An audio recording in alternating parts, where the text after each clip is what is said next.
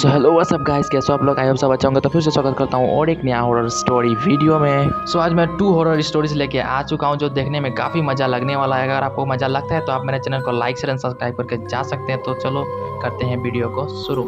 आप सभी ने अपने बचपन में भूत की कहानी तो जरूर ही सुनी होगी। हम अपने दादा दादी और नाना नानी को कहते थे कि भूत की कहानी सुनाओ।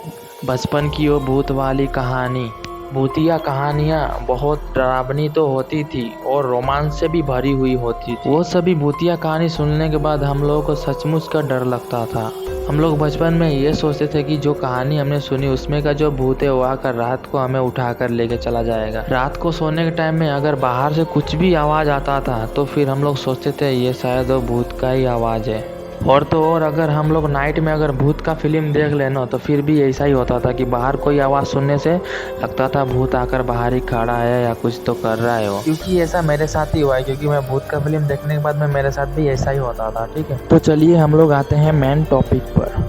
उत्तराखंड के पीरगढ़ गांव में अब्दुल और उसका दोस्त रहते थे। अब्दुल बहुत ही निडर और साहसी था। वो अपने दोस्तों के साथ साहस और निडर होकर बातें करता था और तो और प्रतिशोध वाला खेल खेलता था।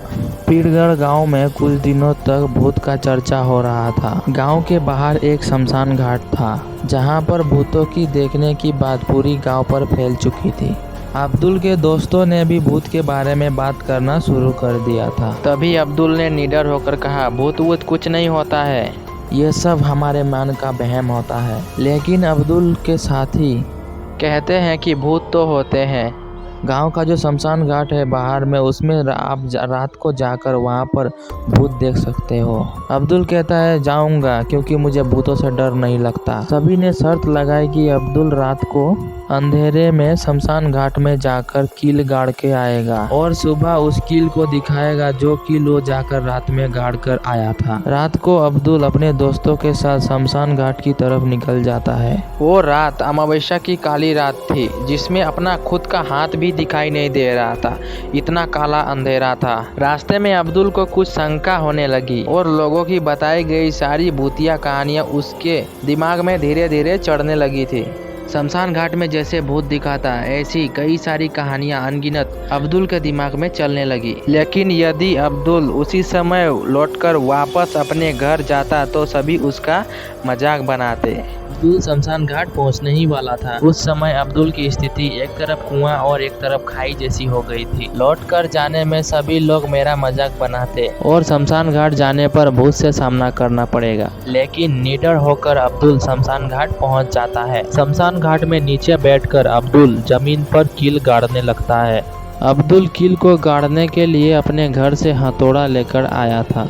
हथौड़ी से आवाज़ बहुत ज़्यादा होती है, इसीलिए वो धीरे धीरे कील को ज़मीन में गाड़ रहा था। जैसे तैसे अब्दुल ने हथौड़ी से ज़मीन में कील को गाड़ दिया था और निडर होकर वापस जाने की तैयारी करने लगा। तभी अब्दुल को एहसास होता है कि उसके कुर्ते को कोई नीचे से खींच रहा है। अब्दुल का पूरा शरीर ठंडा हो चुका था, उसके हाथ पैर बहुत तेजी से कांपने लगे थे। अब्दुल वहीं पर बेहोश होकर गिर पड़ा था। अब्दुल के दोस्त जो उसके साथ ही आए थे उन लोगों ने शमशान घाट की तरफ देखा तो अब्दुल बेहोश होकर पड़ा था।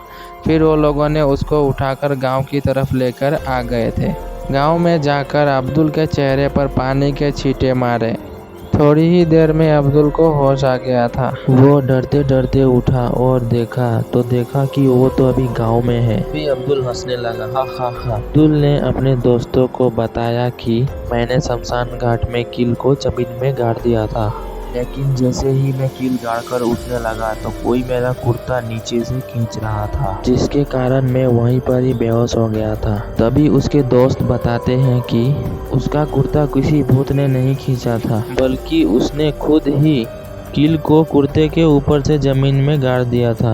और जब मैं खड़ा होने लगा तो कील में कपड़ा फंसे होने के कारण मेरी कुर्ती को कोई खींच रहा है ऐसा मुझे महसूस हुआ। अब्दुल उसके सभी दोस्तों से माफी मांगता है। सब लोग अब्दुल के साहस और निडरता से बहुत ही प्रसन्न हुए हैं और अब्दुल को सभी लोग शाबाशी देते हैं। तो दोस्तों हम यहाँ से हमारी ये कहानी खत्म होती है। ठीक है, आप लोग कैसी लगी आप लोग बताना। ठीक है, तो चलो करते हैं दूसरी कहानी को शुरू। हमारी दूसरा जो कहानी है उसका नाम है भूत को बंदी बनाया, मतलब भूत को ये लोग कैद कर लिया। ठीक है, तो चलो जानते हैं कैसे ये लोग भूत को कैद किया। एक बार की बात है, एक ब्राह्मण अपने पत्नी को लेने के लिए ससुराल जा रहे थे। रास्ते में ब्राह्मण को एक व्यक्ति मिलता है। व्यक्ति पूछता है, पंडित जी आप कहाँ जा रहे हैं? भी पंडित जी ने कहा, मैं अपने ससुराल मेरे पत्नी को लाने जा रहा हूँ। भी वो व्यक्ति बोलता है, प्रतिपक्ष का मास चल रहा है, तो इस महीने में कोई भी शुभ कार्य नहीं किए जाते। मन अवाक होकर बोला, ये नियम ब्राह्मणों पर नहीं चलते। ब्राह्मण की ये बातें सुनकर वो व्यक्ति चुपचाप अपने रास्ते निकल जाता है। पंडित जी अपने ससुराल पहुँचे और खूब खातिरदारी करवाने लगे। जब विदाई का समय आया तो ससुराल वाले सब मना कर देते हैं। फिर ससुराल वाले कहते हैं कि अभी पितरपक्ष का माह चल रहा है, इस माह में कन्या को विदाई करना अपशगुन होता है। लेकिन पंडित जी अपने जिद पर अड़े रहे, मैं अपनी पत्नी को आज ही लेकर जाऊंगा। ससुराल वाले अपने दामाद की ऐसी जिद को देखकर अपने बेटी की वहीं पर विदाई कर देते हैं। पंडित जी अपने पत्नी को लेकर घर की ओर निकल जाते हैं। चलते चलते पंडित जी को एक जगह पर प्यास लगती है। पंडित जी एक कुएं के पास जाकर उसमें से पानी निकालकर पीते हैं। अभी एक व्यक्ति पंडित जी के पास आता है और पानी पिलाने का निवेदन करता है। पंडित जी जैसे ही लोटा कुएं के अंदर पानी भरने के लिए डालते हैं, वो अनजाना व्यक्ति पंडित जी को कुएं में फेंक देता है और खुद ही पंडित जी का भेष बनाकर पंडित जी की पत्नी को लेकर पंडित जी के घर चला जाता है। घर पर दोनों पति पत्नी को अच्छे से स्वागत हुआ। वो दोनों खुशी से हंसने लगे। करीब 2 महीने बीत गए।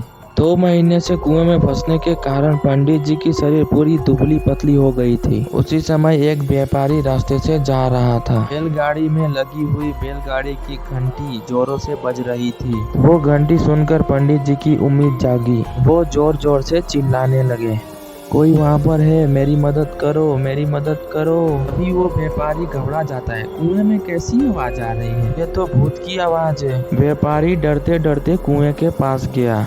पंडित जी ने अपने साथ घटित सारी बात व्यापारी को बताई, कैसे उसको इस कुएं में धोखे से गिरा दिया गया। वो व्यापारी ने पंडित जी को कुएं से बाहर निकाला। पंडित जी अपने घर को जाते हैं। तभी पंडित जी ने देखा कि वहाँ पर तो उसके ही भेष में एक व्यक्ति उसके पत्नी के साथ वहाँ पर काम कर रहा है। सभी लोग उस बहरेपिये को पंडित जी ही मानने लगे थे। पंडित जी अपने पिता को सारी बात बताते हैं कि उसके साथ बहुत बड़ा धोखा हुआ। पंडित जी के पिताजी पंडित जी की बातों का भरोसा नहीं करते। भी लोग बहरूपिये को ही पंडित जी समझ रहे थे। अब उन दोनों में झगड़ा होने लग गया। मैं असली हूँ, तू नकली है। धीरे धीरे वो झगड़ा बहुत ही बढ़ने लगा। सभी लोग राजा के पास न्याय के लिए जाते हैं। राजा कहते हैं कि न्याय होने से पहले एक ऊंचा कबूतरा बनाया जाए और राज्य के सभी लोग बुलाया जाए। राजा के कहे अनुसार कार्य किया जाता है। राजा के न्याय को देखने के लिए उस गांव के सभी लोगों को बुलाया जाता है। राजा ने न्याय करने के लिए एक लोटा भी मंगाया।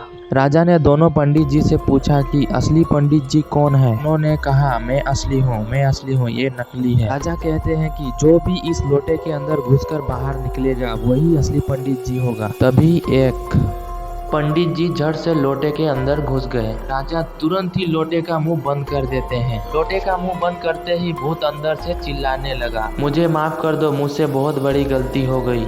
सभी लोगों को असली पंडित जी का पता चल गया, क्योंकि भूतिया पंडित जी लोटे में बंद हो गए थे। वो वही भूत था जो पंडित जी के पितरपक्ष होने के बावजूद भी अपने दुल्हन को लाने की मतलब सजा देने के लिए आया था। इसीलिए कोई भी शुभ कार्य पितरपक्ष में नहीं करना चाहिए। बुजुर्ग ऐसा मानते हैं कि समय की भी बात होती है, सभी नियमों से नुकसान नहीं होता, विधि विधानों का ध्यान रखें। तो दोस्तों, आप लोगों की स्टोरी कैसी लगी आप लोग कमेंट करके बता सकते हैं। आप लोग का कमेंट का इंतजार रहता है। तो चलो मिलते हैं नेक्स्ट वीडियो में। और चैनल पर पहली बार आए तो चैनल को लाइक से सब्सक्राइब कर देना, ठीक है। तो चलो मिलते हैं नेक्स्ट वीडियो में, तब तक के लिए बाय बाय, जय हिंद, टेक